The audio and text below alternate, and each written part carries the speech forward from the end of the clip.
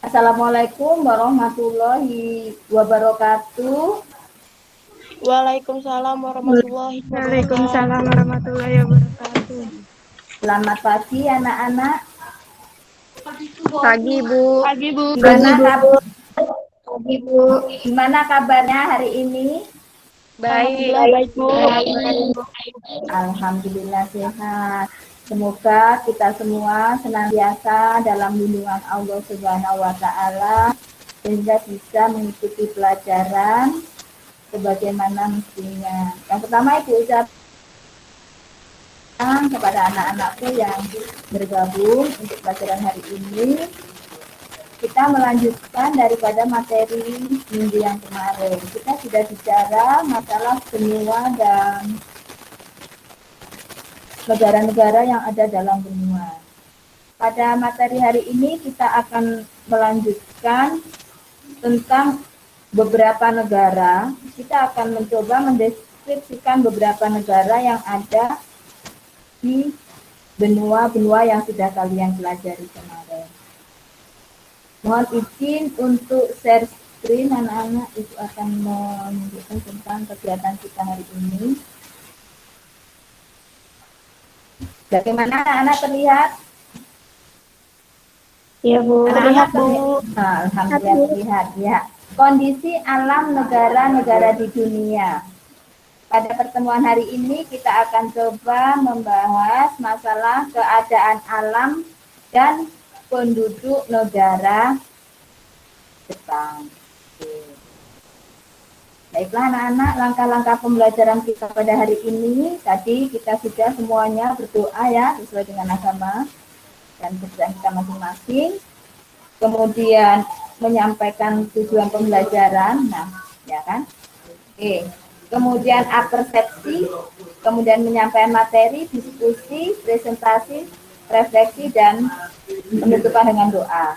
Baiklah anak-anak, untuk memulai pelajaran kita hari ini, marilah kita bersama-sama berdoa sesuai dengan agama dan kepercayaan kita masing-masing. Berdoa mulai.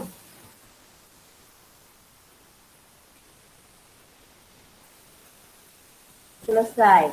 Amin. Mudah-mudahan apa yang kita panjatkan barusan diijabah dan diridhoi oleh Allah Subhanahu wa taala, Tuhan yang Maha Esa. Baik, langkah selanjutnya adalah tujuan pembelajaran. Apa yang akan kita capai pada hari ini anak-anak? Yang pertama adalah menunjukkan letak geografis negara Jepang.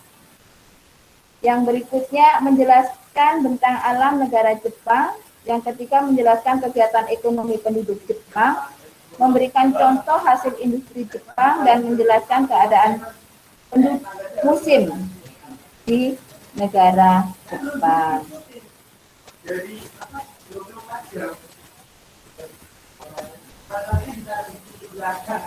Baiklah anak-anak, siapa yang mengerti tentang apa yang kalian pernah mendengar negara Jepang? Coba dijawab. Iya, pernah ya. Iya, Jepang ya. Nggak asing kayaknya di telinga kita tentang Jepang. Dari SD kalian sudah pernah belajar tentang kemerdekaan Indonesia. Di situ pasti sudah mendengar nama negara Jepang. Oke.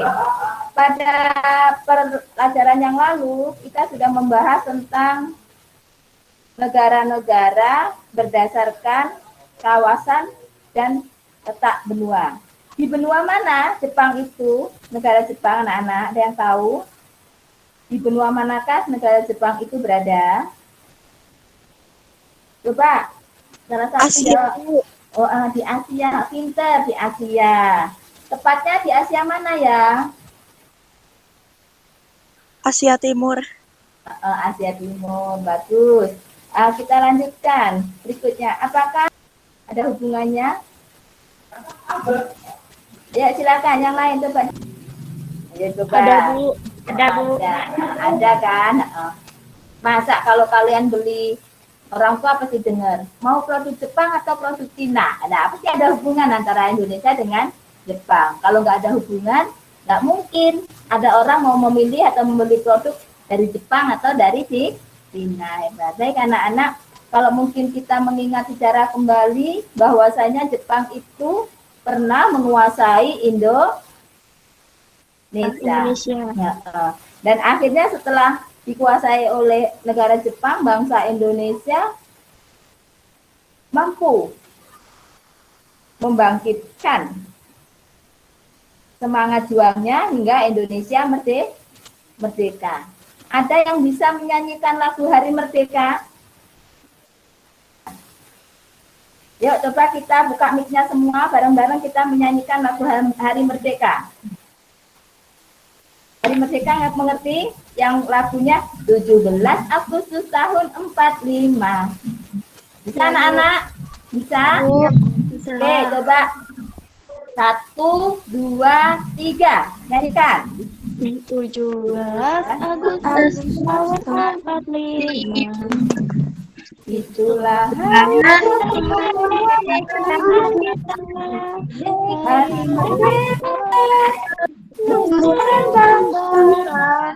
hari lahirnya bangsa Indonesia.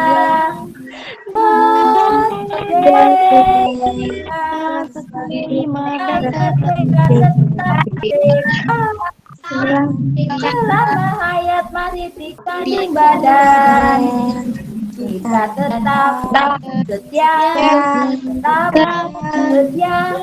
membela negara kita tetap setia mempertahankan Indonesia. Ketika itu yang selalu kita temukan. Nah, anak sudah siap kita mulai pelajaran? Sudah siap? Siap. Oke, kita masuk ke peta negara Jepang. Inilah peta negara Jepang. Negara Jepang secara umum ya, anak-anak sekalian. Negara Jepang ini adalah negara kepulauan. Negara kepulauan yang berada di kawasan bagian Asia Timur, benua Asia.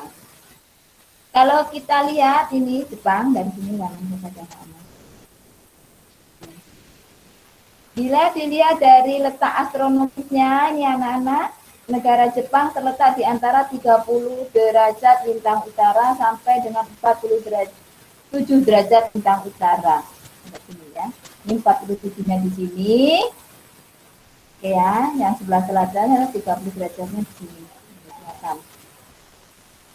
Dan di antara 128 derajat bujur timur, di sini, sampai dengan 146 derajat bujur timur. Bujur timurnya sebelah sini, ya, di Pulau Hokkaido. Kemudian kalau kita lihat batas-batasnya, anak sekalian, sebelah utara ini berbatasan dengan negara Uni Soviet yang dibatasi oleh Laut Jepang di sini.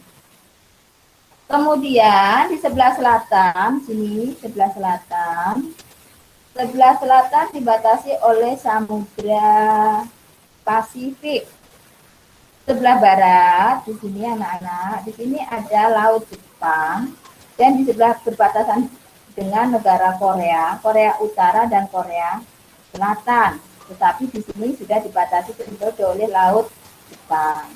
Kemudian sebelah timur ini adalah Samudra Pasifik. Jadi kalau kita gampang, timur dan selatan Jepang dibatasi oleh Samudra Pasifik. Inilah negara Jepang.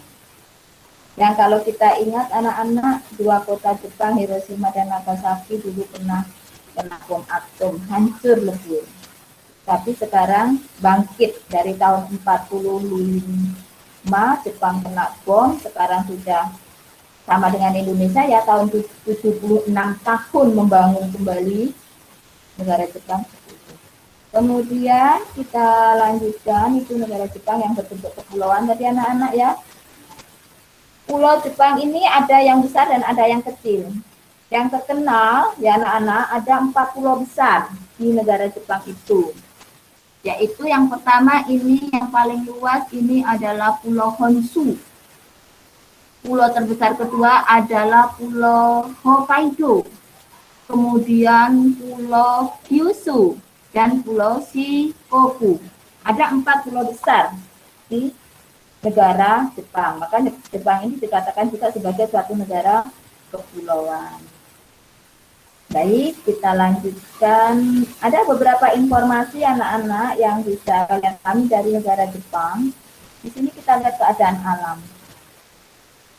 Selain dia berbentuk negara kepulauan, anak-anak, negara Jepang ini didominasi oleh daerah pegunungan muda yang merupakan bagian dari rangkaian sirkum Pasifik. Yang karakter daripada pegunungan muda, sedia di sepanjang tadi kota ini anak-anak, ini adalah rangkaian gunungan muda. Di sini di negara Jepang ini terdapat sekali banyak gunung berapi dengan cirinya seperti itu, banyak gunung berapi. Sudah banyak gunung berapi berbatasan langsung dengan samudra. Ya, sudah luar biasa negara itu, kondisi alamnya itu. Kemudian bila kita lihat ya, dengan kondisi yang demikian negara Jepang ini rawan sekali terjadi bencana alam. Ada gunung meletus, gempa bumi, bahkan pernah juga terjadi tsunami. Dan anak-anak, kita itu kaitannya dengan keadaan alam di Jepang. Dengan banyaknya gunung berapi, tanah di Jepang juga sangat subur, gitu ya, sangat subur.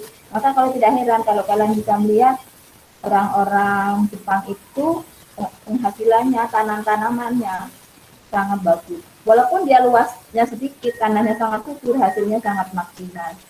Baik, kita lanjutkan dengan keadaan iklim.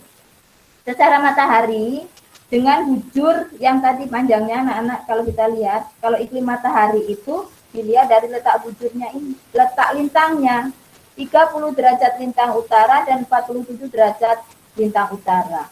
Artinya, di sekitar 30 sampai dengan 40 derajat lintang utara, ini adalah dia beriklim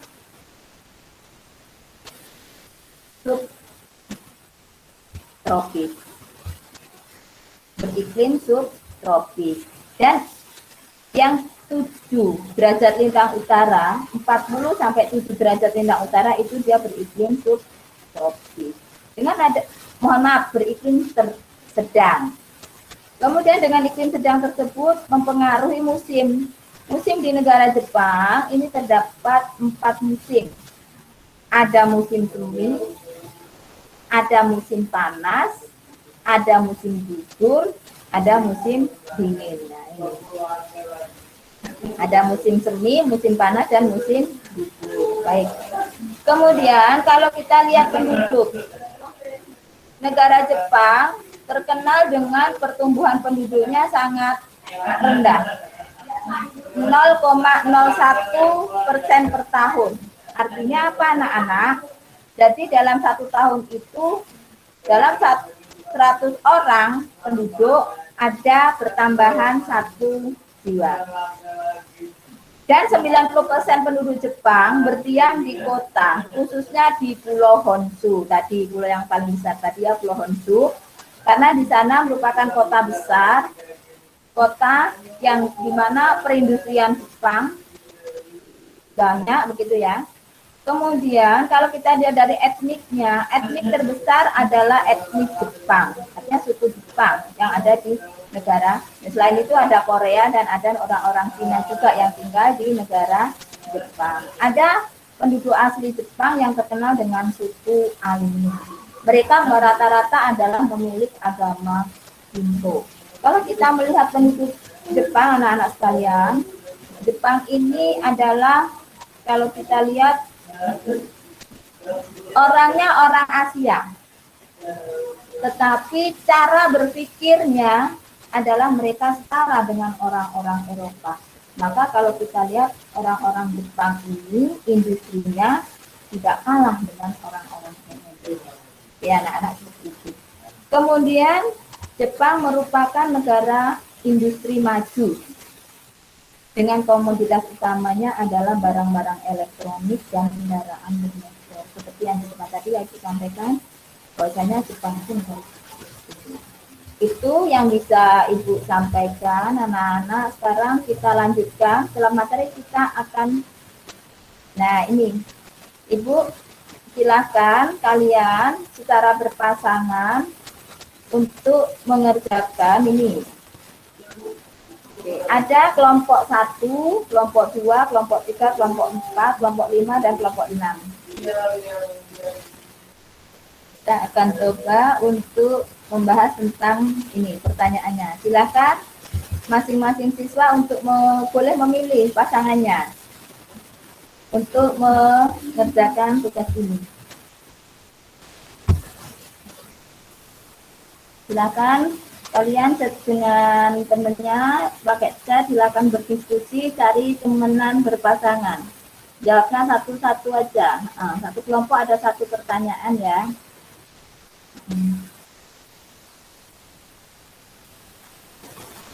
Ya, Mbak Nadia angkat tangan. Gimana Mbak Nadia, mau udah selesai? Sudah, Bu. Oke, yang kelompok berapa sayang? Kelompok 5. Oke, kelompok 5. Ya, kelompok 5. Ya, Nadia. Silakan disampaikan. Contoh produk Jepang yang ada di Indonesia, yaitu produk minuman seperti Pocari Sweat, produk makanan seperti Pocky, produk mobil seperti Subaru, Tokyo, dan Honda, merek pakaian Uniqlo. Tidak, Bu. Oke, terima kasih. Ternyata produk-produk Jepang yang ada di Indonesia itu sudah dari berbagai jenis, baik dari pakaian, makanan. Yang paling terkenal adalah produk-produk otomotif. Terima kasih Mbak Nadia BPK kelompok 5. Oke. Selanjutnya yang sudah kelompok yang lain, ayo Nadia sudah. Bu, kelompok 6, Bu. Oh ya, kelompok 6. Kelompok 6 siapa? Kelompok 6. Ketut Sonia. Oke, Ketut Sonia. Ayo. Keadaan alam Jepang relatif labil sehingga Jepang sering mengalami gempa bumi seperti tsunami. Gunung meletus ya. Gunung berapi. Terima kasih. Bagus. Kelompok 6. Oke, kelompok 1, 2, 3, 4. Ayo yang lain. Lo Elsa juga. Oh ya, kelompok 3. Lo Elsa, ayo. Tidak semua sumber daya alam di Jepang mampu memenuhi kebutuhan industrinya. Beberapa bahan industri di Jepang diambil dari luar Jepang. Oke, apakah sumber daya negara Jepang mampu memasok kebutuhan bahan industrinya? Tidak, ya seperti itu ya. Jepang adalah termasuk negara yang miskin akan sumber daya alam.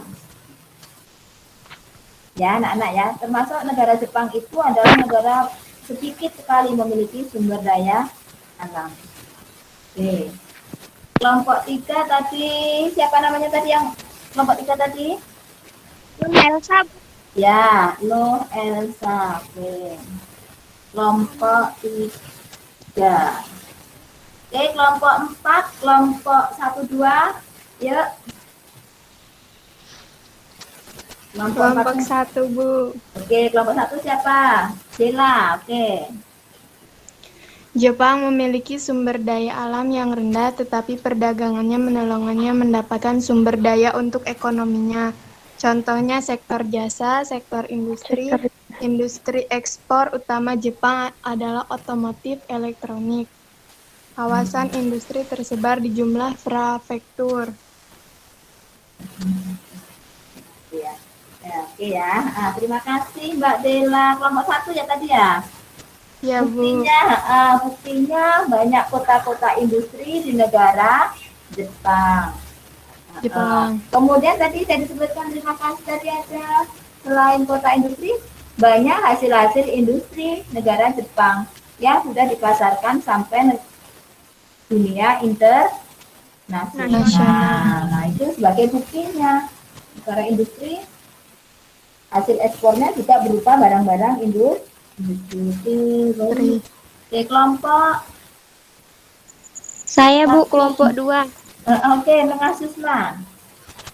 Mempunyai modal yang besar, memiliki pemasaran yang luas dari dalam dan luar negeri, melaksanakan politik dumping sehingga industri Jepang cepat laku terjual di pasaran. Terima kasih, hebat sekali pendukungnya itu ya. Dia negara punya modal. Berarti apa lagi Mbak? Pemasarannya luas, menggunakan politik dumping. Ada yang ditambah lagi? Yang kelompok 4. Nomor 4. Bagaimana Jepang memenuhi kebutuhan bahan industrinya? Dengan mengimpor bahan industri di berbagai negara yang memiliki bahan tersebut. Terima kasih. Dengan cara mengimpor. Nah, di akhir penghujung pembelajaran ini anak-anak, bagaimana ada pendapat kalian tentang pembelajaran kita hari ini? Ada perasaan kalian? Apa yang kalian rasakan dari pembelajaran hari ini anak-anak? Senang? Iya Bu, Atau? senang. Oke. Senang, selain senang, bagaimana dengan pembelajaran kita hari ini? Apakah menarik? Menarik Bu. Menarik. Menarik. Berarti besok semangat lagi kalau kita. Ya. Apa yang kalian pelajari dari yang Ibu sampaikan tadi dari penduduk Jepang yang bisa kalian contoh? Anak Ibu hebat ya. Jadi kalau kita ingin maju seperti negara Jepang, berarti kita harus mengubah cara berpikir kita. Jangan bermalas-malasan. Jangan sampai ya anak-anak sekalian, kita negara yang kaya menjadi bangsa yang miskin. Negara kaya menjadi bangsa yang miskin. Alangkah menderitanya kita. Kita sudah kaya akan sumber daya alam, lingkungan alam yang semuanya itu bisa kita kelola.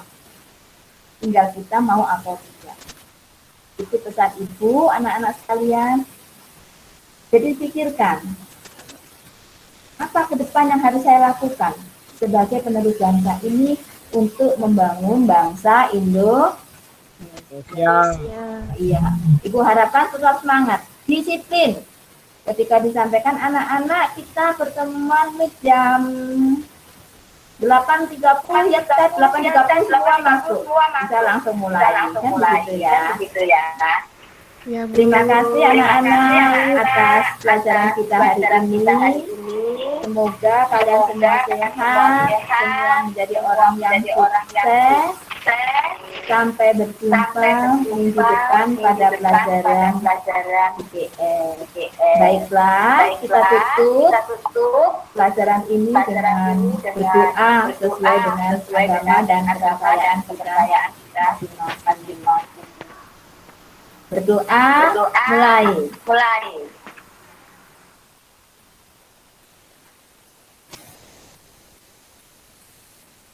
Selesai.